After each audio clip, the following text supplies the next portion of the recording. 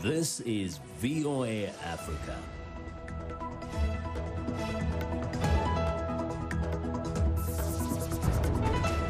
Hello, I'm Esther Githui-Ewart. It's Thursday, September 24th. This is Africa 54. Due to the global outbreak of COVID-19, Voice of America is taking every necessary precaution to safeguard its employees. So our broadcast will look a little different today and in the near future as we, out of an abundance of caution, reduce our staffing at VOA headquarters here in Washington. We're working to help keep you informed about what's going on, and we appreciate you staying with us on Africa 54. The leader of a delegation representing the 15-nation economic community of West African states is hoping that crippling sanctions against Mali will be lifted following Friday's inauguration of an interim president just 1 month after a military coup. Former Nigerian President Goodluck Jonathan, an envoy for ECOWAS, praised the junta's leadership on his arrival in Mali Wednesday, but stopped short of giving an ECOWAS endorsement to Colonel Bah Ndaw, the former defense minister who leads the junta that seized power after deposing President Boubacar Ibrahim Keita. Colonel Assimi Goita is set to become Mali's next vice president. Jonathan says Mali doesn't need sanctions, which are not beneficial for the region and the rest of the world. Protests calling for an end to Paul Biya's near 40-year rule were broken up by police using tear gas and water cannons, with the main opposition party saying its leader's home is now surrounded by tanks and heavily armed law enforcement officers. David Doyle reports. Police have fired tear gas in Cameroon to put down protests calling for an end to President Paul Biya's nearly 40-year rule. These demonstrations were called by Biya's main rival, Maurice Kamto, who hopes to spark a popular revolt as seen in other countries such as Mali and Burkina Faso.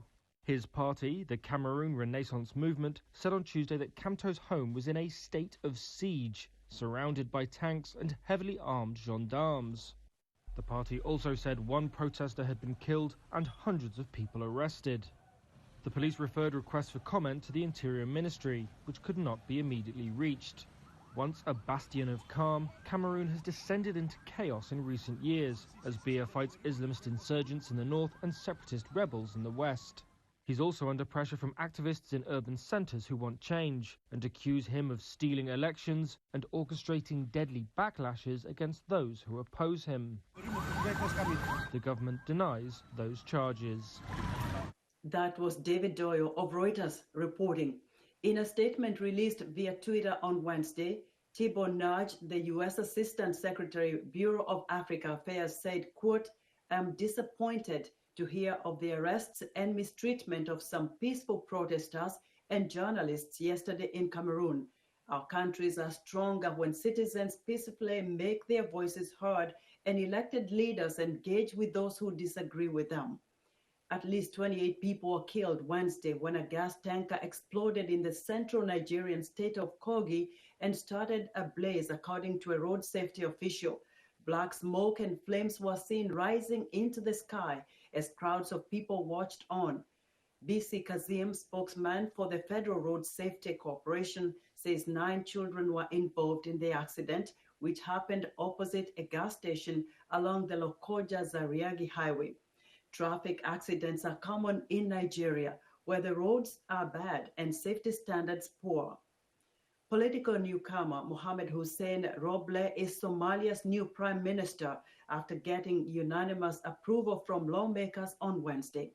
Somali President Mohamed Abdullahi Mohamed was in attendance when all 215 members of parliament cast their votes in favor of his appointee. Roble is promising to create an effective government that addresses some of the key issues facing the country, including having fair presidential and parliamentary elections. Roble's predecessor, Hassan Ali Khaire, was ousted by parliament in July in a no-confidence vote tied directly to his failure to present a roadmap to holding democratic elections due before February 2021.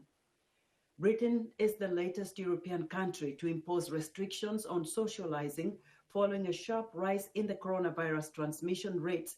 It's doubling every week, and the chief medical officer warns of 50,000 new infections daily if the pattern continues.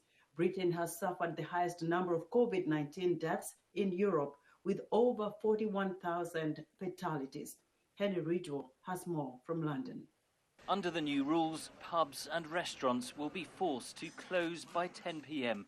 People are once again being encouraged to work from home.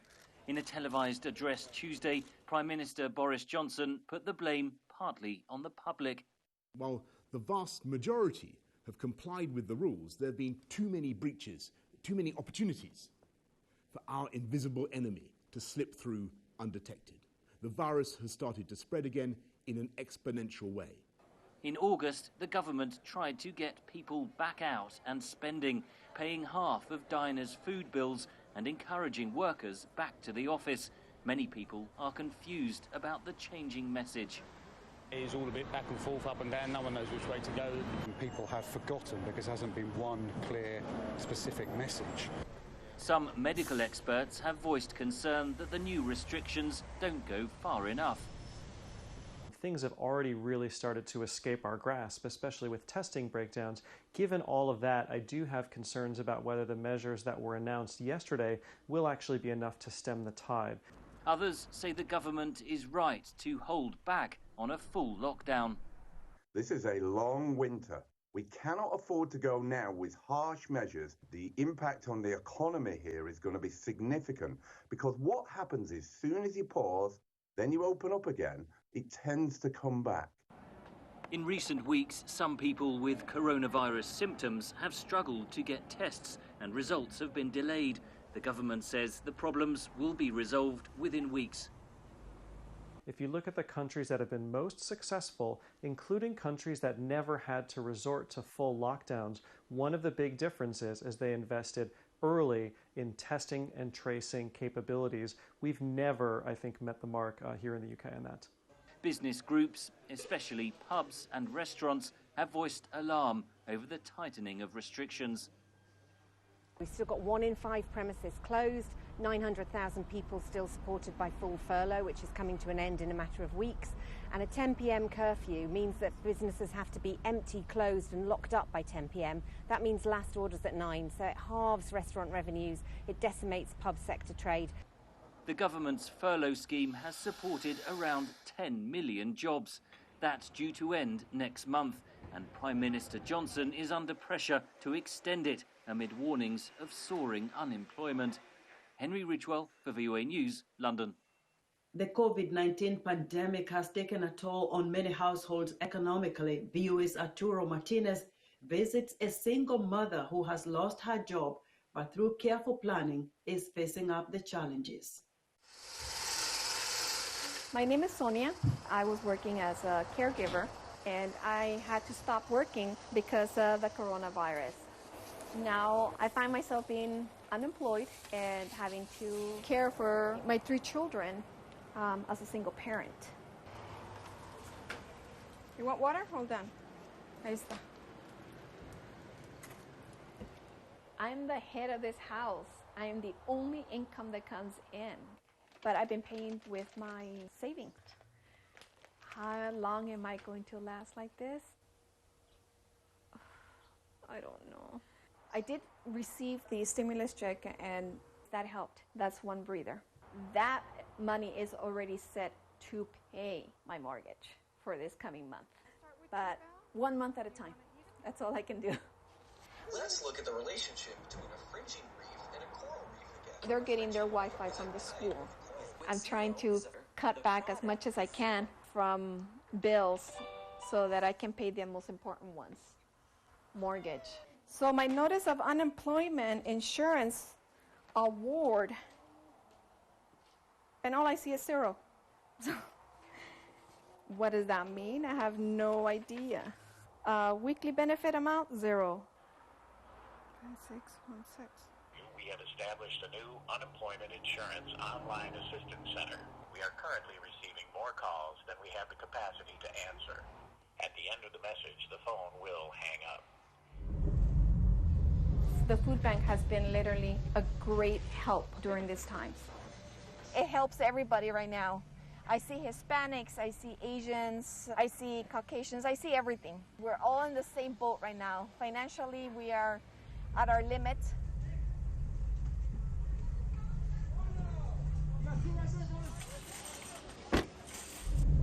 Do I feel embarrassed? No, thankful.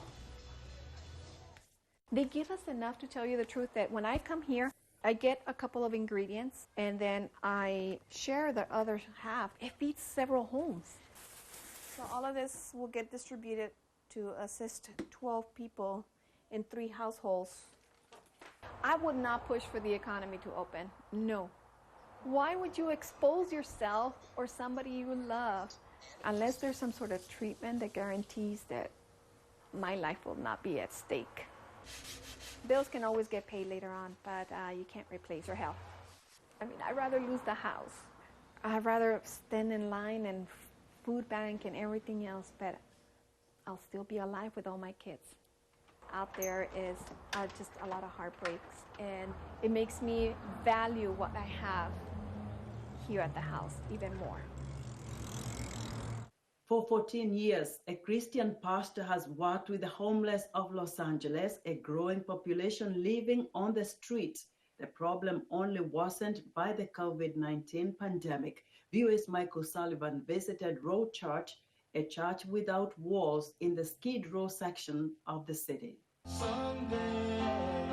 It is Friday night in the heart of Skid Row, home to some of 66,000 homeless people of Los Angeles County. For 14 years, Pastor Stephen Q. Jean-Marie has preached his message here. We come out and we feed people, right? We feed them first the spiritual word of God, we call it, and then we give them physical food. Whether or not they join in the service. Officials say soaring rents and stagnant wages have worsened homelessness, and Los Angeles needs an extra 500,000 affordable housing units. Local officials are bracing for worse because of the surge in unemployment caused by the pandemic. Officials housed 6,000 people after COVID-19 broke out, but thousands remain on the streets. Society is forgotten. There's a lot of good people down here, but it's like the has-beens, the ex-gang members, the ex-pimps or prostitutes, ex-parolees, ex-probation, or their family just forgot about them. So they end up coming down here. Many are here because of hardship, says a musician who became homeless after facing crushing medical bills, a life-changing experience. This is the only place where I can say the people are authentic, they are real, they are in your face, right? But they're also beautifully loving and giving. I hadn't found as many giving people as when I came to, obviously, the poorest part of Los Angeles. African Americans are 4 times more likely than other populations to experience homelessness, say local officials and those who work on the streets. It's a systemic issue that goes way back, and if you're trying to deal with it beginning now, you're never going to deal with it. Creep through the hood with my drop top. Pastor Q once celebrated urban street life as part of the rap group College Boys. Today, he reaches out through his preaching. Church members say it's helping. I believe that it's small movements like this that will shift the paradigm. We can't focus on the hate. We can't focus on what's going on in Washington, D.C. We need to focus right here at home, individually, with each person you meet and see. Offering some hope amid the despair. Mike O'Sullivan, VOA News, Los Angeles. We're excited to hear what you think about Africa 54 and the stories we cover. Join the discussion on Facebook. The address is Africa 54. We're also streaming our broadcast live on Facebook. Please watch and share our show with your friends. Also check out our headlines 24/7 on voaafrica.com. Still to come, a South African father-daughter singing duo wins the hearts of Cambodians. We'll be right back. Hi, you just hi. Nina ukani luka buseni, ngati mwewe kapena ni malaria.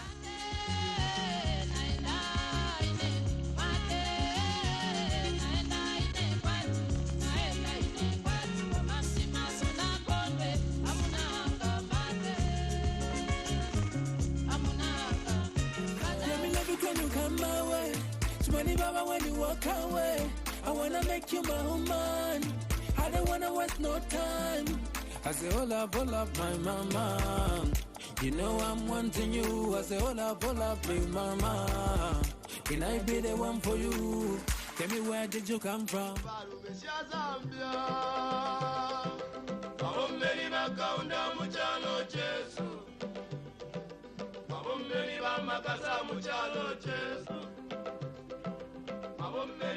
Do you view politics from the left or the right? How did directions get connected to political beliefs? In the beginning, it described where lawmakers sat. After the Revolution of 1789, the French National Assembly argued over a new constitution. Anti-royalist revolutionaries disagreed with conservative, aristocratic supporters of the monarchy. They arranged themselves in groups inside the assembly chamber, revolutionaries on the left side of the presiding officer, conservatives on the right.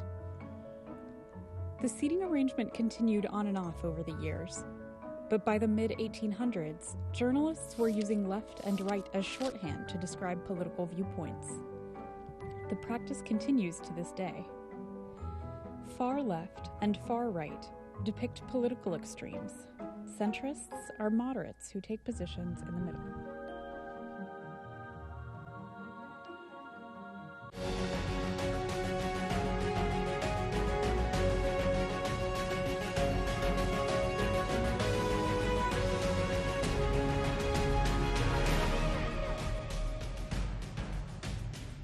Welcome back to Africa 54. Recent survey by the non-profit Eurasia Group Foundation found strong public support among Republican and Democratic voters for Trump administration-backed peace talks to end the 19-year-old U.S. war in Afghanistan. The survey found that younger voters are especially fatigued with American involvement in foreign conflicts and want Congress to slash military spending. VOA's diplomatic correspondent Cindy Sain reports from Washington. The United States and its NATO allies launched military operations in Afghanistan days after the September 11, 2001 terrorist attacks. Nearly 2 decades and an estimated 160,000 deaths later, many Americans say they have lost patience with the war and want to see all U.S. troops come home. A recent Eurasia Group Foundation survey found that most Americans from both major political parties support the intra-Afghan peace talks backed by the Trump administration, which were launched in Doha on September 12th. What we found is support for the peace talks that are being led by Zalmay Khalilzad are generally supported both by Trump supporters, 63% of Trump supporters, as well as 61% of Biden supporters. At the start of the talks, Secretary of State Mike Pompeo said the U.S. military is on track to withdraw all troops from Afghanistan by the spring of 2021. The United States has reduced its forces there to around 8,600 since signing the deal with the Taliban in February. The Eurasia Group Foundation poll found that since last year, those who believe the U.S. should stay in Afghanistan until all enemies are defeated has dropped by half, from 30% to 15%. Among those surveyed, younger Americans are fatigued with what many see as endless wars, favoring diplomacy over military deployments, approving of a U.S. president directly engaging with adversaries, and calling for greater global engagement. If there is a new administration or a second term of the Trump administration, the idea that we would sit down with our adversaries largely gets support. Americans want the United States to rejoin different agreements, whether it's the World Health Organization, the Paris Climate Accords, the JCPOA, the Iran nuclear deal. 70% supported rejoining agreements like that.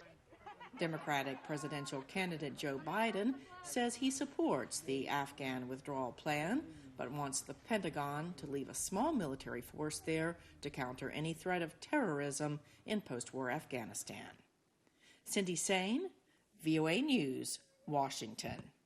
The Detroit home where American civil rights activist Rosa Parks took refuge after the historic bus boycott has been rebuilt as an art project in Naples, Italy. Parks' niece saved the two-story home from demolition in Michigan following the 2008 financial crisis.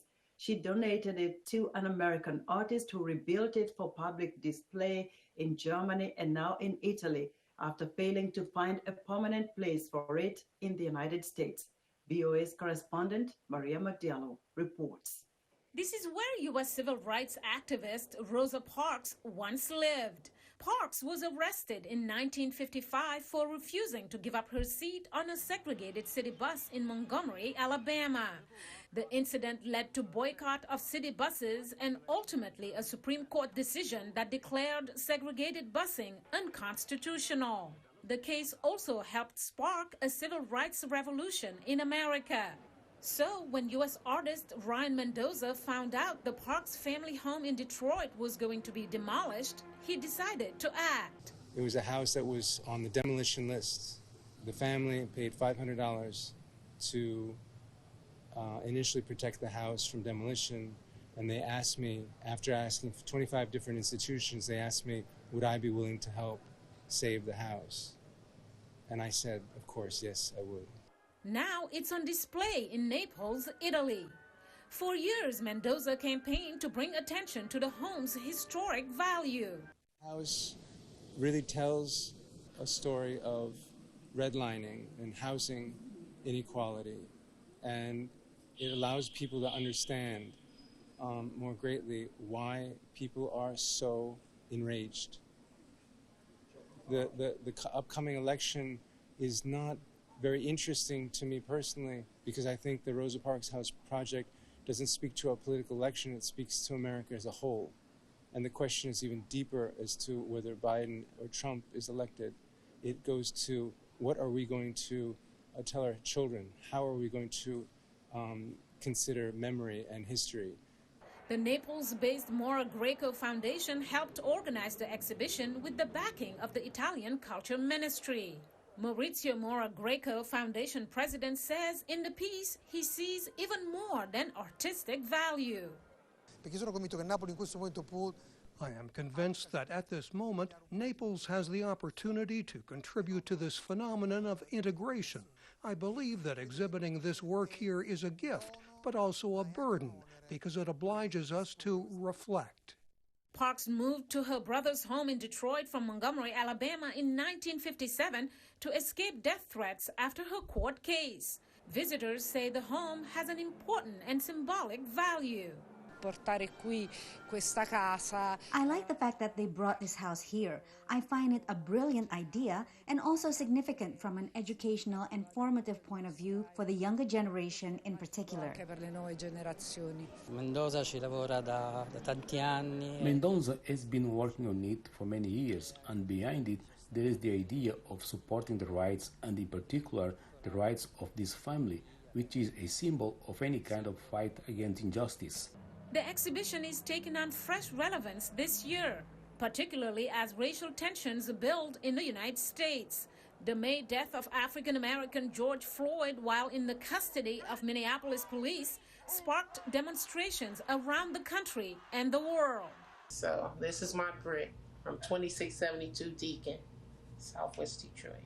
Holding on to a piece of memory, Shalia Macaulay Keys, Rosa Parks' niece, says she would really like the house to be returned to the U.S. one day. Because it's the house I grew up in. That's what I see it as. It's the art project right now. But I just remember it as the place, walking in the backyard with my aunt, my uncle, my grandmother, picking the vegetables that my father would grow for all of us. Mariama Diallo, VOA News.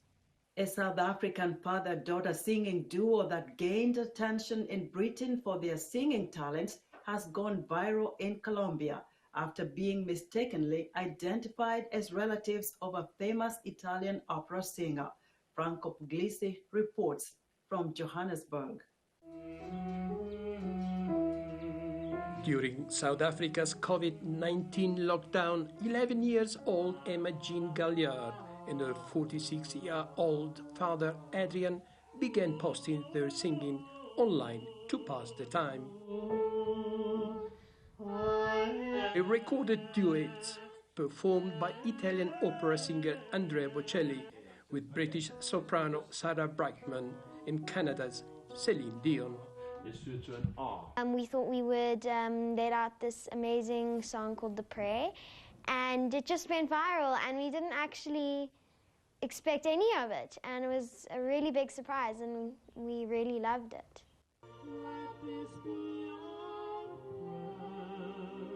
The video was picked up by the British website The Music Man and watched by millions. Within 2 weeks, it received over 7 million views. It's a really good video, so we wrote an article about it on themusicman.uk, which is our website. And then quickly we started seeing people coming from Google, coming from Instagram, coming from Twitter, sharing and leaving comments about how good they are, and the song, and how much they love it.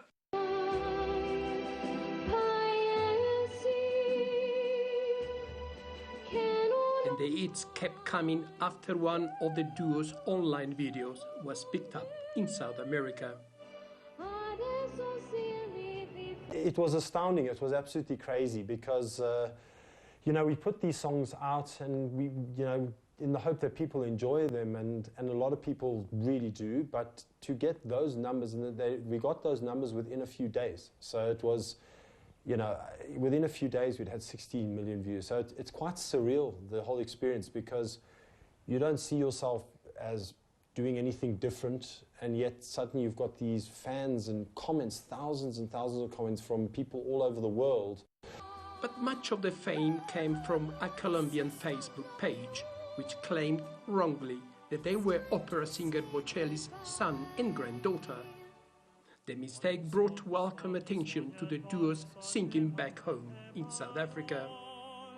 Adrian and Emma Jean were mistakenly identified as relatives of a very famous Italian opera singer. And I think it's funny, but at the same time, it's testament to just how good they are, and it's such a compliment.